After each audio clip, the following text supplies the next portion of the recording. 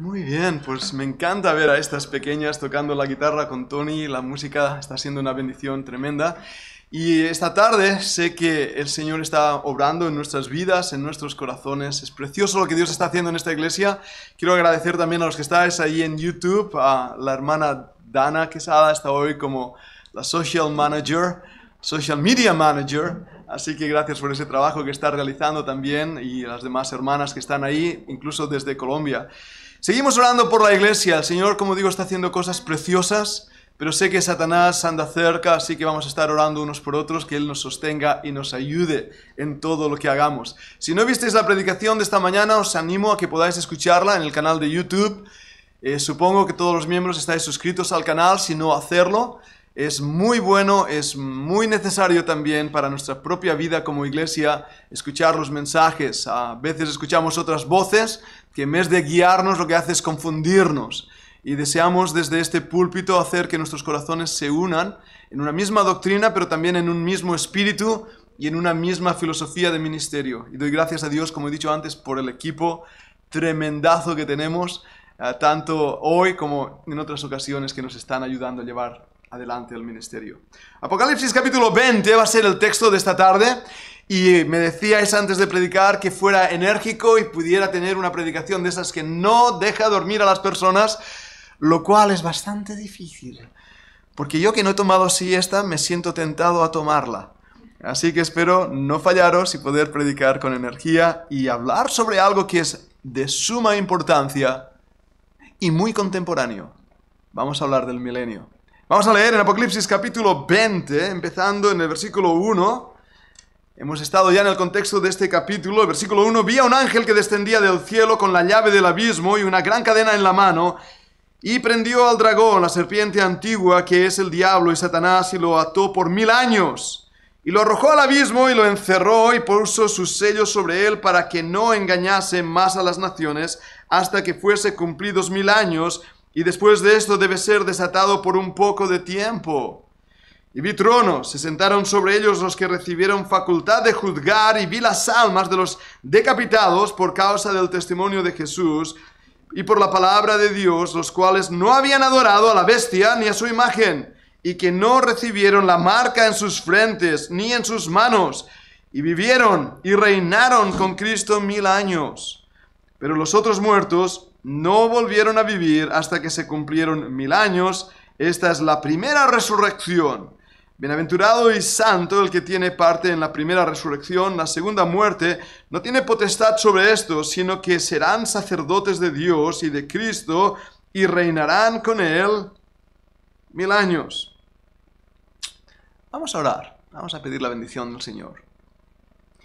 Señor, ante ti nos postramos en esta tarde adorándote, dándote las gracias por abrir las Escrituras y estudiarla.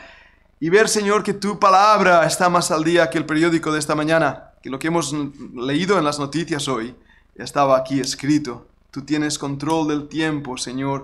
Tú eres el Dios que controla todo cuanto existe. Y a la vez has dado al hombre la responsabilidad de dar a ti toda cuenta. Te pido, Señor, que dirijas el estudio de esta tarde. Padre, te pido sobre todo que llegue a nuestro corazón, que nos despierte a la realidad que estamos viviendo. Y los pensamientos, las enseñanzas, Señor, puedan tocar vidas, cambiar corazones de los presentes, de los que lo escuchen más tarde a través de YouTube. De verdad, Señor, tú estés transformando las vidas. Dame de ti, dame de tu presencia, de tus fuerzas, de tu aliento, Padre, para hablar con denuedo todo el consejo tuyo.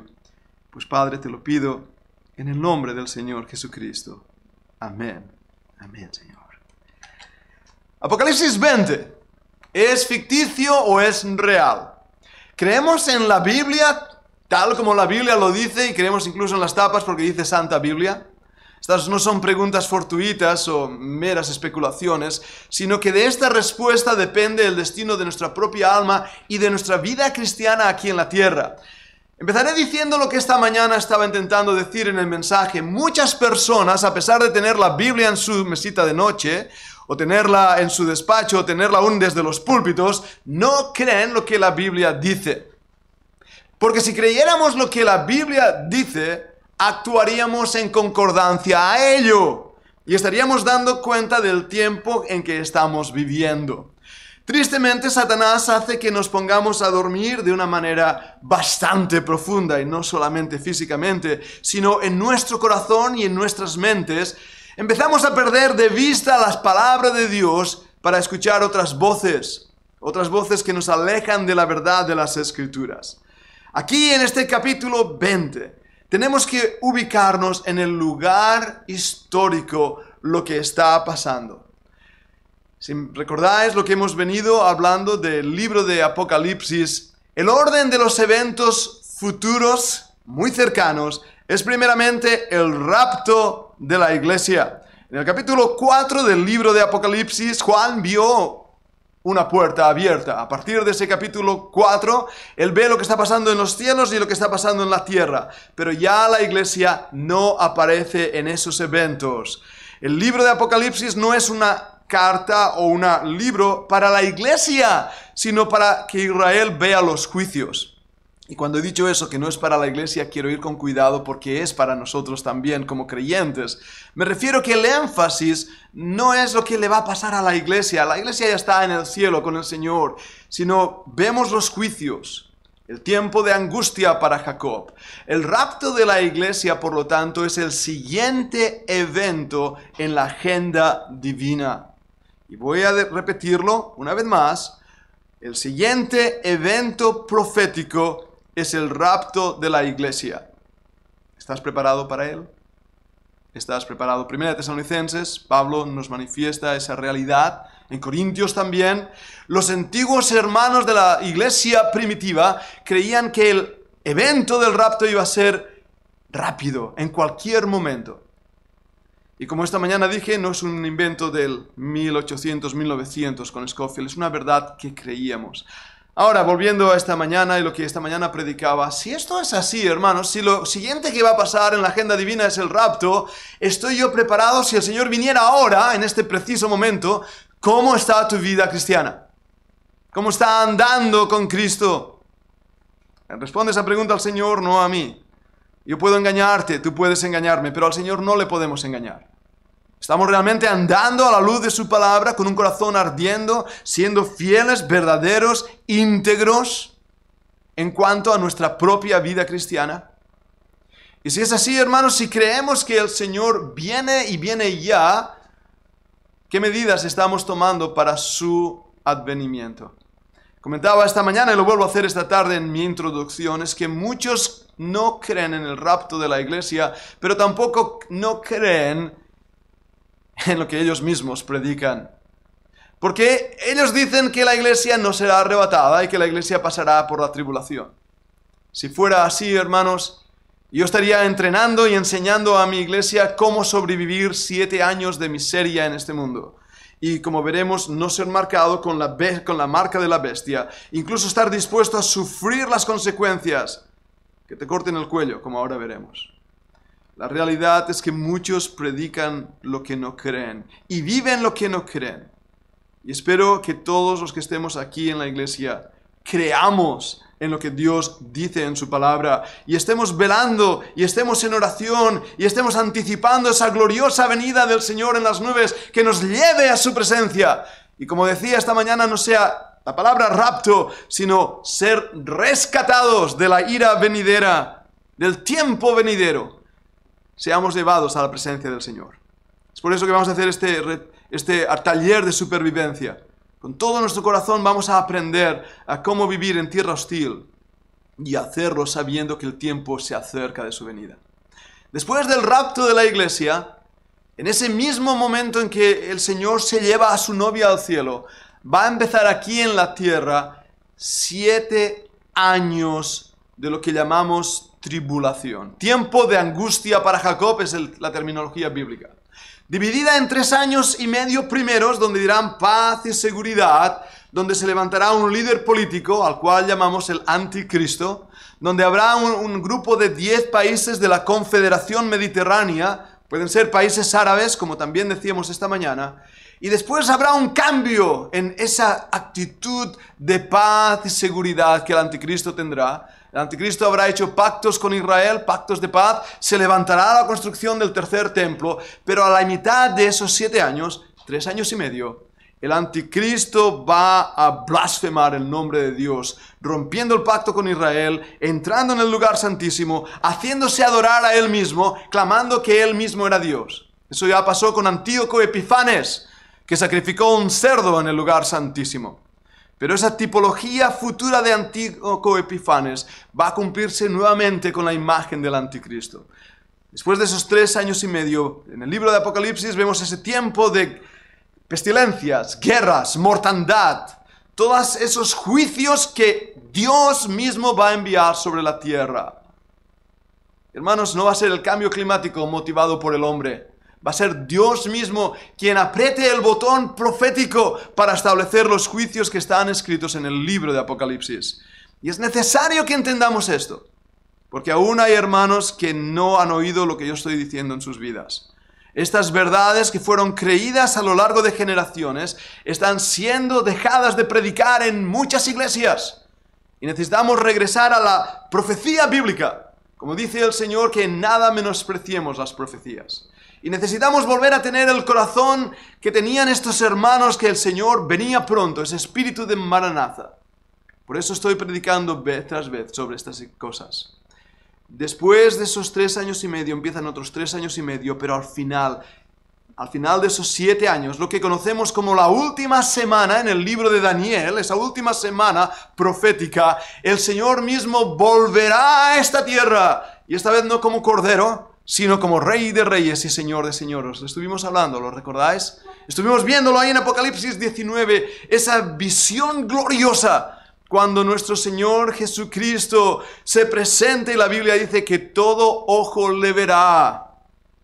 Hermanos, tú y yo aquel día estaremos regresando con Él, para reinar con Él. Él entonces establecerá juicios justos. Y ahora viene ese tiempo en la profecía que llamamos milenio. Y vamos a hablar un poquito de este tiempo. Pero antes de hacerlo, la primera cosa que va a pasar en ese milenio es lo que dice aquí en los primeros versículos del capítulo 20. La palabra milenio, del latín millennium, tiene que ver con 1000 años. 1000 años. Y durante esos 1000 años van a pasar muchas cosas. La primera es que la serpiente, el dragón, la serpiente antigua, Satanás mismo y el diablo, va a ser atado y echado en una prisión por 1000 años. ¿Podéis imaginaros eso? ¿Podéis imaginaros un mundo sin el diablo? Donde el pecado que él ha estado cometiendo ha sido frenando. ¿No va a ser glorioso? El Rey de Reyes sentado en el trono en Israel. ¿Podéis vislumbrarlo? Antes de que sigáis imaginando, la pregunta que me hago ¿es esto literal o es esto ficticio? Ahora, esta es una pregunta importante que debemos hacer.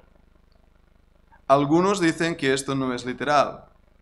Y que de hecho la idea de que Cristo gobierne por 1000 años es totalmente ficticia. Uno de los primeros en mencionar esta idea fue Agustín de Hipona. Pero cuando leemos los escritos, por ejemplo, de Justin Martín o de Irineo, nos llama la atención de la realidad de que ellos creían, estos padres de la iglesia en la patrística, que el milenio era algo literal.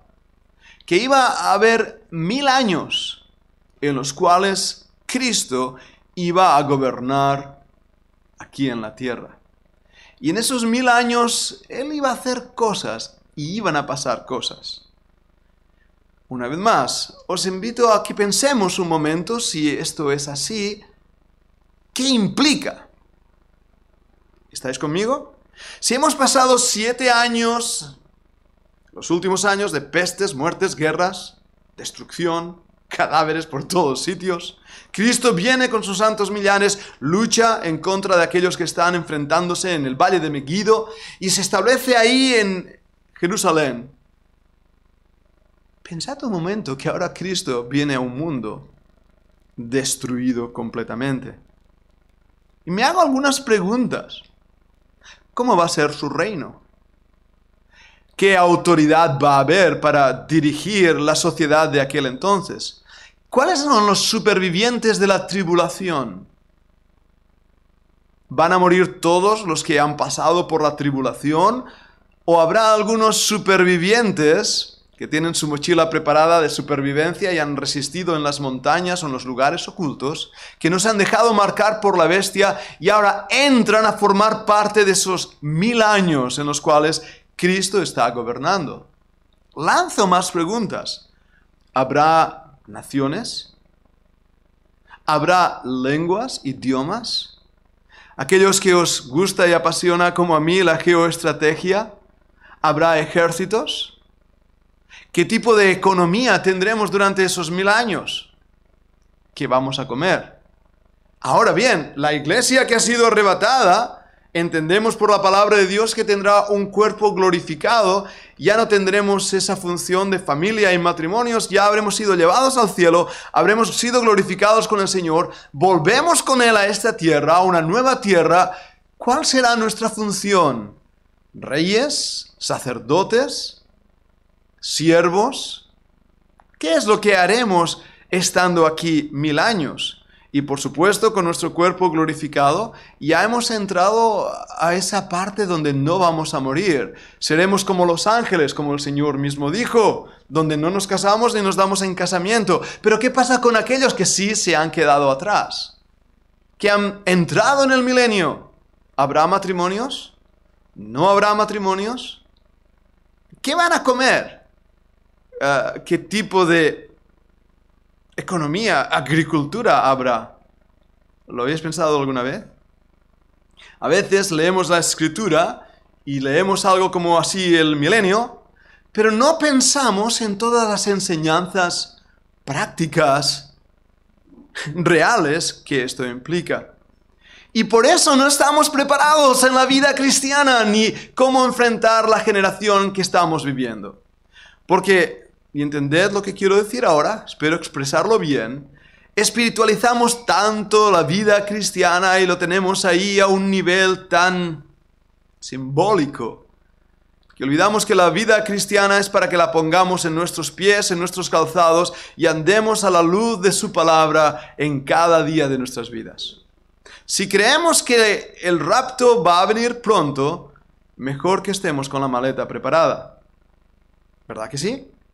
Y el Señor no nos pide haciendo algo que Él no quiere que hagamos. La expectación de su venida debe cambiar nuestras vidas, debe sacudir lo más íntimo de nuestra alma. También, si pensamos, o aquellos que piensan que pasaremos la tribulación, entonces mejor que aprendáis cómo sobrevivir en las montañas. Si así lo pensáis, yo creo que la iglesia será arrebatada. Pero la realidad, hermanos, es que la palabra de Dios debe conmovernos, transformarnos y hacernos vivir diferente. Ahora, habiendo lanzado estas preguntas, está mi última pregunta. ¿Qué enseña la Biblia? ¿Es esto ficticio?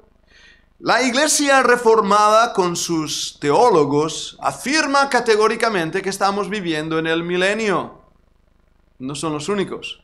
Los testigos de Jehová también así lo afirman. Y recuerdo claramente una vez que vino un testigo de Jehová diciendo que vivíamos en el milenio y le dijo, espera un momento, voy a soltar mi perro para probar si estamos en el milenio.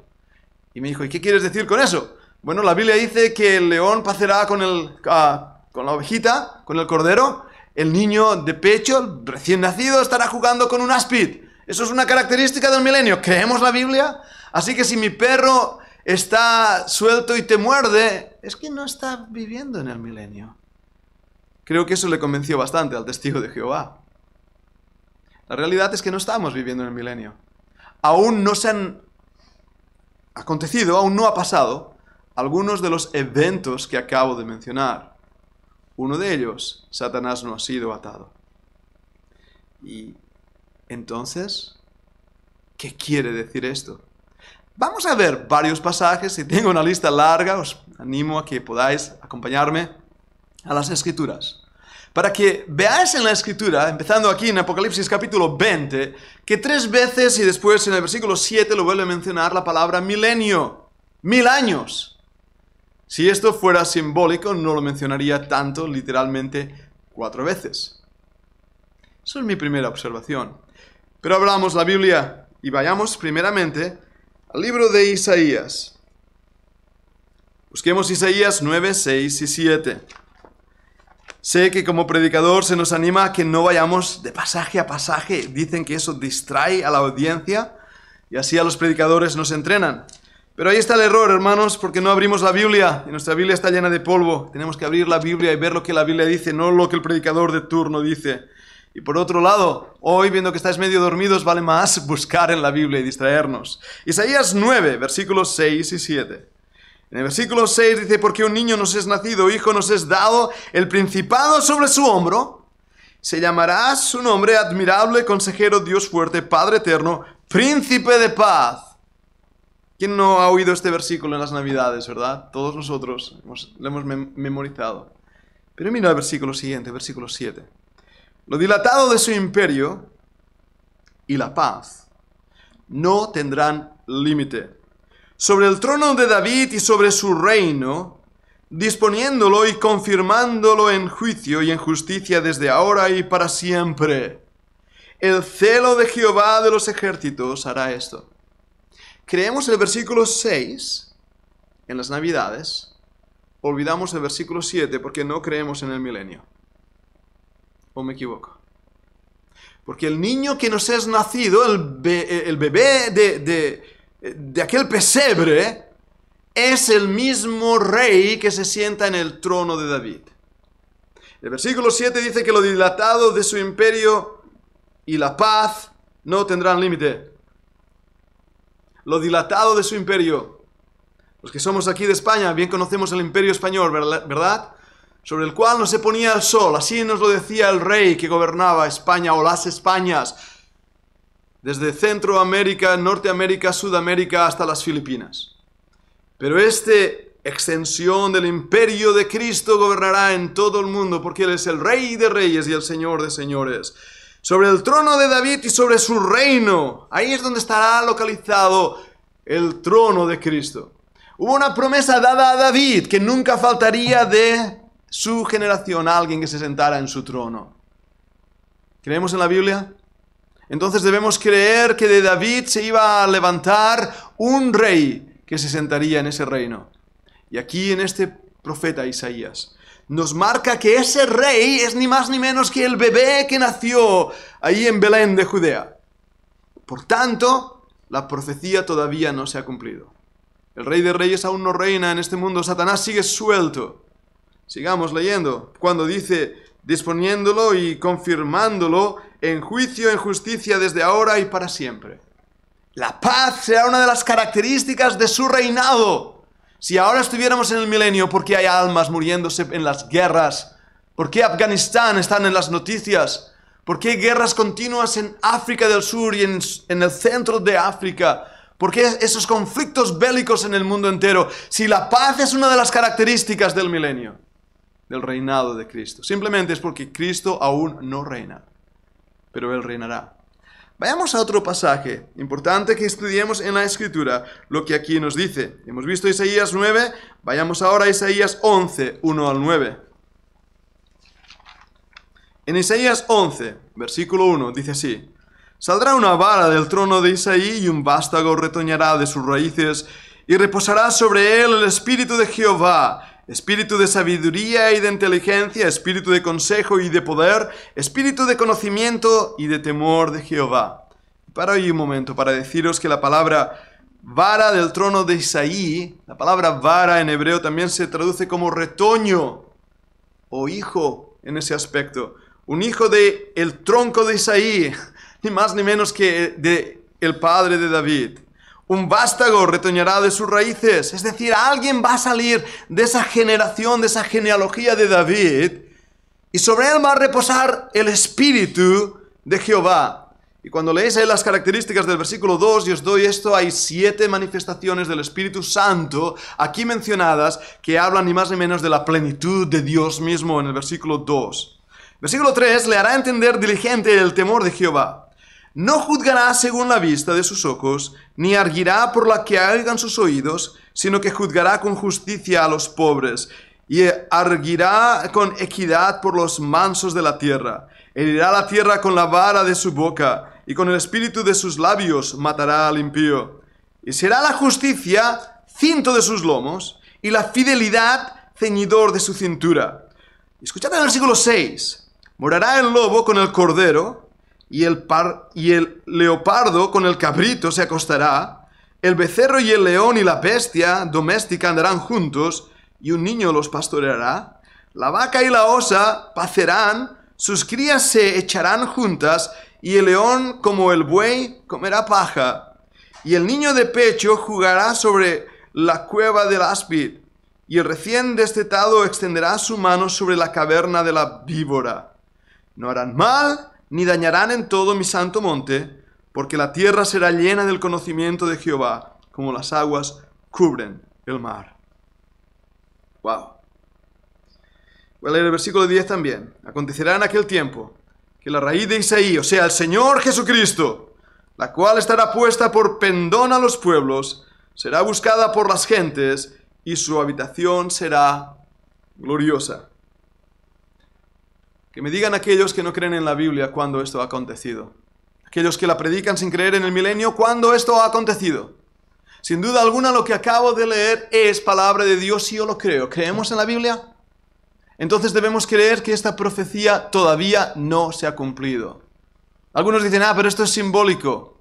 Hay cosas que pueden ser simbólicas, no digo que no. Hay verdades en las Escrituras, en el libro de Apocalipsis lo veo, que son simbolismos, es cierto. Pero recordad que la interpretación histórica y literal es la interpretación de las Escrituras en el método hermenéutico que más fuerza y veracidad tiene. Lo voy a explicar con palabras más sencillas. Lo que dice la Biblia es así. No hace falta darle más vueltas. Y si leemos en la Escritura que habrá un momento donde la vaca va a estar a salvo de los dientes del león, debemos creer que va a ser así. Y la característica clave es que el Hijo de Dios, el Señor Jesucristo, estará reinando. Esta profecía todavía no se ha cumplido. Las características de este reinado del Hijo de Isaí todavía no ha acontecido. Entonces, ¿qué debemos pensar? El tiempo se acerca. Sigamos mirando más pasajes. Vayamos esta vez, hemos leído en Isaías 9, vayamos al capítulo 24 y versículo 22. Isaías 24, 22. Vamos a leer Isaías 24, 22 y 23. Y serán amontonados como se amontona a los encarcelados en mazmorra, y en prisión quedarán encerrados y serán castigados después de muchos días. La luna se avergonzará y el sol se confundirá cuando Jehová de los ejércitos, ¿qué dice? Reine en el monte de Sión y en Jerusalén, y delante de sus ancianos sea glorioso. Cuando Jehová reine. Cuando Jehová reine. Y todos los que estamos aquí sabemos que Jehová es el Señor Jesucristo, es el mismo Dios. Esto todavía no ha acontecido. Sabemos que hay una luna de sangre que creo que este mes, ahí en Israel, y esas lunas de sangre para los israelitas dan mucho sentido a la profecía. Aquí nos habla justamente de esa luna. La luna se avergonzará, el sol se confundirá. Y los astros, hermanos, los astros en nuestros días están anunciando que algo extraño pasa. Hoy justamente en la mesa, ¿verdad? Estábamos hablando de esas tormentas solares. Ya vimos unos días atrás, creo que un par de semanas atrás, de lo que hizo en un día una tormenta solar. Y ahora nos están diciendo que vienen más tormentas solares, que va a haber el peligro real de un blackout, de que se paralice todo el sistema eléctrico, que nada funcione por días, sino meses. La Biblia nos está advirtiendo, esto va en serio y debemos estar preparados.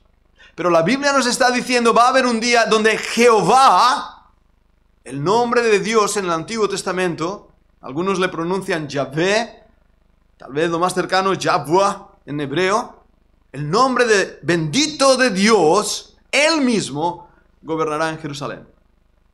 Yo lo creo. Yo creo lo que la Biblia dice. Pero todavía esto no ha acontecido. Sigamos leyendo. Quiero que vayamos a la Biblia. Creo que busquemos en la Biblia. Esta vez el capítulo 30 de Isaías, versículos 15 al 33. Isaías 30 y versículo 15. Versículo 15, Isaías 30. Vamos a leer del 15 hasta el... Bueno, voy a leer casi todo el pasaje, pero quiero que lo marquemos. Porque así dijo Señor Jehová, el Santo de Israel: en descanso y en reposo seréis salvos, en quietud y en confianza será vuestra fortaleza. Qué buenas palabras, yo las he marcado en mi Biblia. Pero mira lo que sigue ahora. Y no quisisteis. El hombre no quiere esas buenas promesas de Dios, sino que dijisteis: no, antes huiremos en caballos, por tanto vosotros huiréis; sobre corceles veloces cabalgaremos, por tanto serán veloces vuestros perseguidores. Un millar huirá a la amenaza del 1, a la amenaza del 5 huiréis vosotros todos, hasta que quedéis como mástil en la cumbre de un monte y como bandera sobre una colina. Por tanto, Jehová esperará para tener piedad de vosotros, y por tanto será exaltado teniendo de vosotros misericordia, porque Jehová es Dios justo. Bienaventurados todos los que confían en Él. Ese es nuestro Dios. Aún en medio del juicio se acuerda de la misericordia. Versículo 19. Ciertamente el pueblo morará en Sión, en Jerusalén. Nunca más llorarás. El que tiene misericordia se apiadará de ti. Al oír la voz de tu clamor te responderá.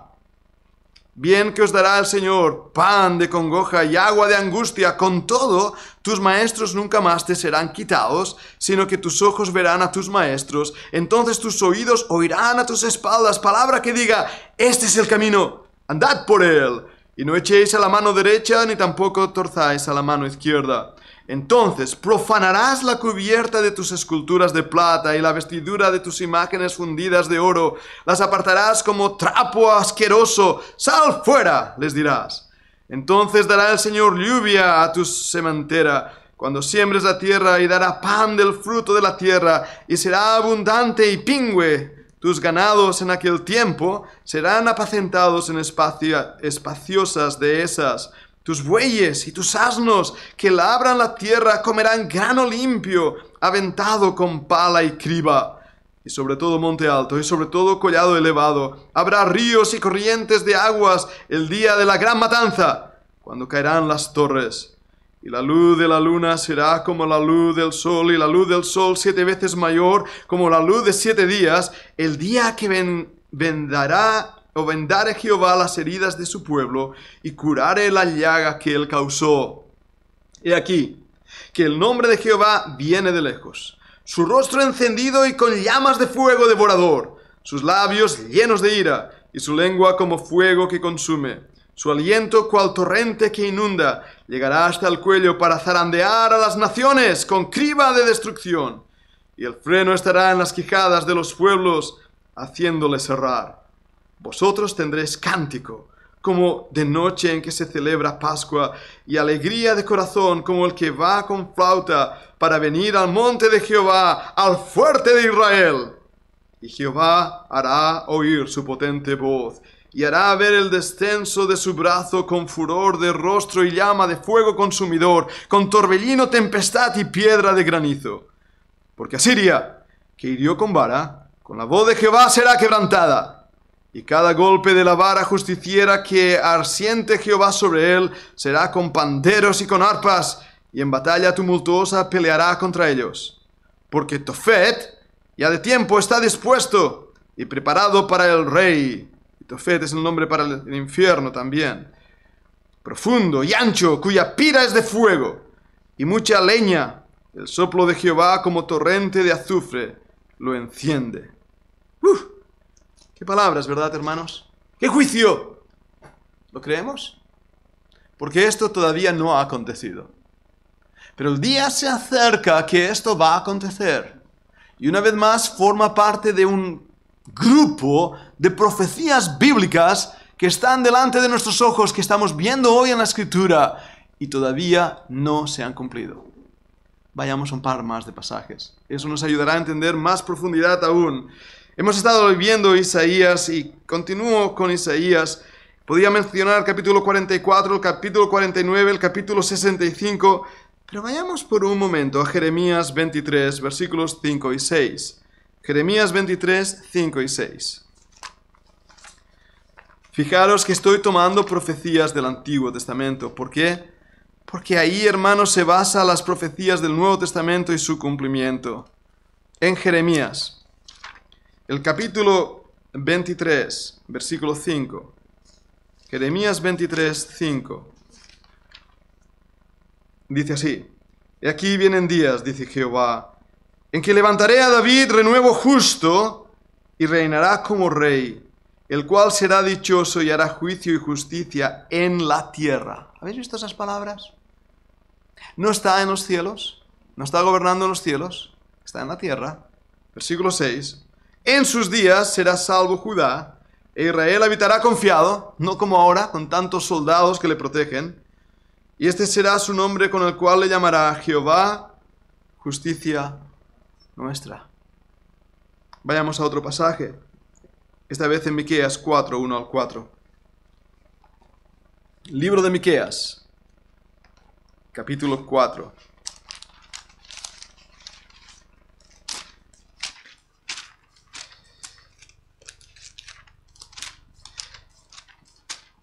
A ver si lo he marcado. Ahí está, Miqueas 4.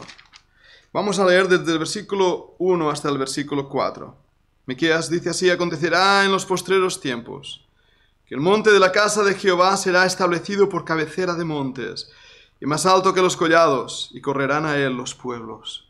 Vendrán muchas naciones y dirán: venid, y subamos al monte de Jehová y a la casa de Dios de Jacob, y nos enseñará en sus caminos, y andaremos por sus veredas.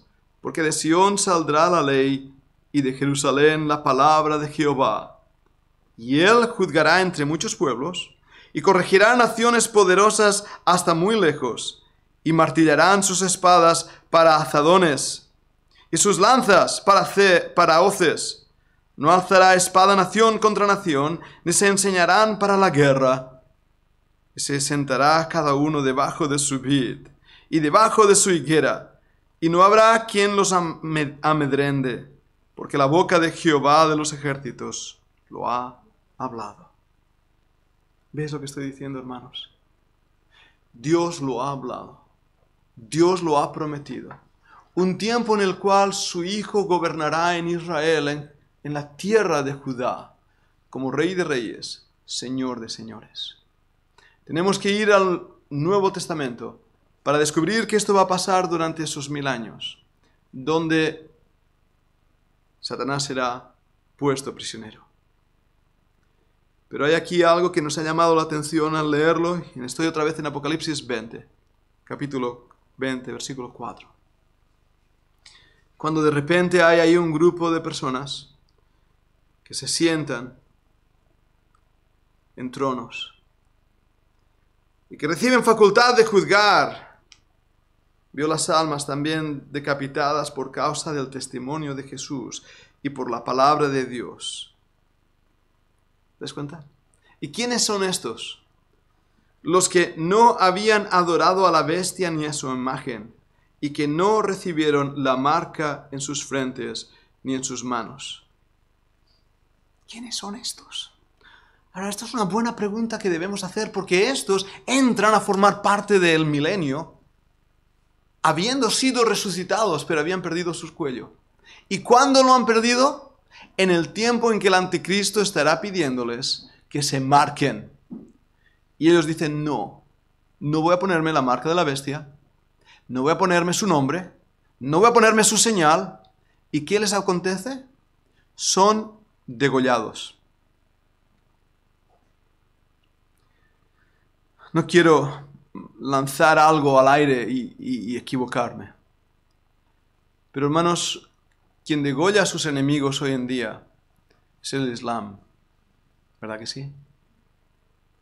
Algunos creen que el anticristo tiene un origen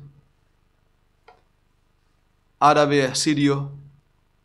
El falso profeta que también estará como líder religioso.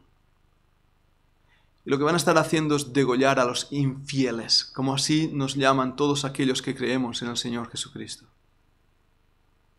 Y estos hombres, estas mujeres, van a perder su cabeza por amor a Cristo. Esto no es la iglesia ya ha sido llevada al cielo. ¿Ves cómo marca una gran diferencia? Estos son un grupo de personas que han estado aquí y que, pensando un poco, como las preguntas que os hacía al principio del mensaje, podemos pensar, ¿y quiénes son estos? No os extrañe que el mensaje que hoy estoy predicando y que quede ahí en YouTube, quién sabe si algún alma en el futuro lo va a escuchar. ¿Quién sabe si alguna persona va a encontrar una Biblia? ¿Quién sabe? Aún doy un paso más allá. ¿Quién sabe si en muchas de las iglesias evangélicas, personas, hombres y mujeres que escucharon el mensaje de la verdad y nunca creyeron, no van a ser llevados en el rapto, en el rescate de la iglesia, sino que van a ser dejados atrás? Y van a entrar a formar parte de ese grupo de personas que no quiere ser marcado y está dispuesto a sobrevivir como sea en las montañas, en pasajes escondidos, o están dispuestos a decir, hey, aquí estoy, como los viejos cristianos del siglo I, cuando fueron perseguidos y no tuvieron miedo de confesar a Cristo aunque perdieran sus vidas. Y espero que ninguno de los presentes os quedéis atrás. Pero qué triste. Qué triste. Si alguno queda atrás, solamente hay una escapatoria, hermanos. Sobrevivir 7 años. Y saber cómo hacerlo. Sin poder comprar, sin poder vender, sin tener comida en las montañas allí donde se encuentren. Es así de serio. Y si realmente los reformados creen que vamos a pasar la tribulación, mejor enseñen a su iglesia cómo sobrevivir 7 años sin ser marcados con el número de la bestia. Pero para nosotros, hermanos, la gloriosa esperanza de su venida es lo que nos da fuerza a continuar adelante. ¿Creemos en la Biblia? Apocalipsis 25, pero los otros muertos que no volvieron a vivir hasta que se cumplieron 1000 años, esta es la primera resurrección. Ahora hablaré más de esto, es un tema teológico importante y sé que también debo tener más tiempo para explicarlo, y veremos cómo al final de esos 1000 años hay una nueva resurrección de aquellos que no creyeron para ser juzgados. Hablaremos de ello. Son detalles que la Biblia da. El problema es que no leemos la Biblia y cuando la leemos no la escuchamos. Pero escucha el versículo 6. Bienaventurado y santo el que tiene parte en la primera resurrección. La segunda muerte no tiene potestad sobre estos, sino que serán sacerdotes de Dios y de Cristo y reinarán con él 1000 años. Ahora, ¿qué es esto de la primera resurrección? Bien, cuando el Señor Jesucristo venga a buscar a su iglesia, la Biblia nos dice que los muertos en Cristo resucitarán primero. ¿Recordad el versículo? Luego nosotros, los que vivimos, los que habremos quedado hasta la venida del Señor, y esa venida no es su segunda venida, Apocalipsis 19, sino es el rapto para la iglesia. Esos que han muerto y nosotros ambos seremos llevados al cielo, es la primera resurrección. La segunda resurrección es al final de los 1000 años, donde Dios establecerá un juicio para toda la humanidad que no han creído. Son 2 resurrecciones. Pero aquí nos dice algo más. La primera resurrección, la segunda muerte. ¿Qué es eso de la segunda muerte? La Biblia nos dice que todos hemos pecado y por lo tanto estamos apartados, destituidos de la gloria de Dios. El alma que pecare, esa morirá. Y por cuanto todos pecaron, estamos muertos. ¿Lo veis? Muertos espiritualmente. Pero el que cree en Cristo tiene vida y vida eterna y es resucitado a una nueva vida. Pero aquí nos habla de una segunda muerte. ¿Y qué es esto de una segunda muerte? La palabra muerte quiere decir separación. No aniquilación, que nadie se confunda. Que nadie se confunda. No somos aniquilados, somos separados de Dios. Y aquí en esta segunda muerte es ese evento eterno, donde aquellos que no han creído y confesado a Cristo van a estar separados de Dios por toda la eternidad. Son malas noticias. Son malas noticias. Ahora, para aquellos que hemos creído, esta segunda muerte no tiene poder sobre nosotros. No tiene poder incluso sobre aquellos que van a morir en la tribulación, sino para nosotros, aquellos que hemos puesto la confianza en Cristo. La Biblia promete que limpiará a Dios todas nuestras lágrimas. La Biblia nos promete que tendremos una eternidad por delante para servir al Señor, para amarle, adorarle. La Biblia nos muestra que Él va a reinar 1000 años aquí en la tierra. Y durante esos 1000 años, como iremos viendo, haremos más estudio de esto, tú y yo tendremos una responsabilidad. Yo quiero servir al Señor. Yo quiero amarle. No sé si seré rey o sacerdote. No sé si mi función durante ese tiempo será guiar la adoración al Rey de Reyes y Señor de Señores o gobernar sobre una parte en la tierra. No lo sé y es pura especulación teológica. Pero lo que sí sé es que lo que dice la Biblia se va a cumplir. Se va a cumplir. En cada detalle que a lo mejor yo no entiendo los detalles, pero se va a cumplir. Así que hoy, en esta fecha del Día del Señor, quiero vivir para su gloria, esperando su venida, teniendo aceite en mis lámparas, andando a la luz de la Escritura, con una comunión cercana al Señor, mirando en mi corazón si acaso hay pecado que deba ser echado, mirando mi frialdad, mirando mi apatía, mirando si acaso en mi corazón tengo un doble estándar, pidiendo a Dios que cree en mí un corazón recto y un espíritu que le ame, le adore y le sirva, que haya fuego en mi corazón. Y a la vez, hermanos, preparándome para toda buena obra. Y toda buena obra en cualquier idioma quiere decir toda buena obra. ¿Estás preparado? ¿Estás preparada? El Señor viene pronto y su galardón con Él. ¿Crees en la Escritura? Entonces, si la crees y la confiesas, prepárate para su venida. Vamos a orar. Padre amado, tú conoces el corazón mío y de mis hermanos, y te doy gracias en esta tarde por tu fortaleza al exponer tu palabra. Señor, solo tú puedes tocar los corazones y por eso clamamos a ti, que nos hagas vivir la realidad de lo que hemos estudiado, que este milenio no es un invento de los hombres ni de los teólogos, sino la revelación de tu palabra, que nos exhorta a que estemos preparados. El día y la hora nadie sabe, Padre, pero ha sido revelado que así va a acontecer, y nuestra confianza está en ti. Oh Padre, haznos velar en oración, haznos vivir para tu gloria. Te lo pido, te lo pedimos, en el nombre de Jesucristo. Amén. Hermano Javi, nos ponemos de pie y tomamos la ofrenda.